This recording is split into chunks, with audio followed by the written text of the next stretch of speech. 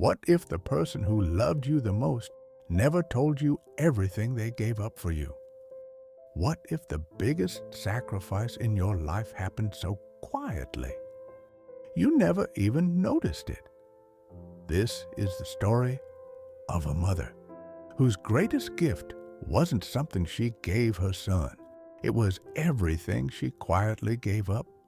On the edge of a peaceful little town stood a tiny blue house. Inside lived 12-year-old Noah and his mom, Emma. Every morning, Emma woke up before sunrise. She packed Noah's lunch, ironed his school clothes, made breakfast, and somehow still had time to smile. Noah thought, "Mom's got everything under control."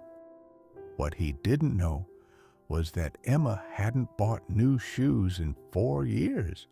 Every dollar she saved went toward Noah. She never complained, not once. One afternoon, Noah burst through the front door. "Mom, guess what? Our school announced a robotics competition." Emma smiled. "That's awesome. The winner gets into the state's Science Academy." But Noah looked down. The robot kit costs $300. Emma paused for only a second, then she smiled again. "No worries. We'll figure it out." Noah grinned. "I knew you'd say that." He had no idea. Emma had only $60 left in her bank account. That night, Emma opened an old wooden box. Inside were tiny treasures: a necklace from her wedding, a silver bracelet from her mother, a gold ring she'd worn for years. She gently touched each one, then whispered, "It's okay. My son needs a future more than I need these." The next morning, the jewelry was gone. Noah never asked where the money came from. Kids usually don't. Weeks passed. Mother and son built the robot together every night. Emma didn't know much about technology, but she stayed awake holding flashlights, reading instructions, and cheering every little success. "Way to go! You're crushing it!" Finally, competition day arrived. Noah won. The crowd erupted. Teachers applauded. Everyone celebrated. Noah hugged his robot, his friends, his coach. But in all the excitement, he forgot to hug the person standing quietly in the back. Emma simply smiled. That was enough for her, or so she pretended. Months later, Emma became sick. Nothing serious, just exhausted. While looking for medicine, Noah opened the old wooden box. It was empty. Only one folded note remained, in Emma's handwriting. "Some treasures are meant to be worn. Others are meant to become someone's future." Noah froze. His heart sank. He remembered the missing necklace, the bracelet, the ring. Everything suddenly made sense. She hadn't lost them. She had sold them for him.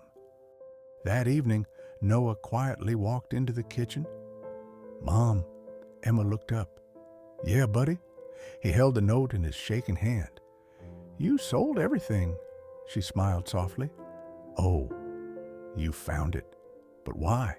Emma walked over and hugged him. "Because someday you'll have opportunities I never had. And that's worth more than any piece of jewelry." Noah's eyes filled with tears. "But those were Grandma's gifts." Emma gently wiped his face. "They were beautiful. But watching you chase your dreams, that's priceless." Time flew by. Noah grew older. He became an engineer. People admired his inventions. They called him brilliant, successful, gifted. One day, he received an award in front of thousands of people. The audience applauded loudly. When Noah stepped onto the stage, he looked toward the front row. Emma was sitting there, wearing the same old shoes, still smiling. Noah stopped reading his prepared speech. Instead, he said, "People think success comes from talent. They're wrong. My success was built by someone who quietly traded her dreams for mine. My mom." The audience fell silent. then stood together, giving Emma the longest standing ovation of the night. She covered her face, trying not to cry, but this time she couldn't hide her tears. When they got home, Noah handed Emma a small velvet box.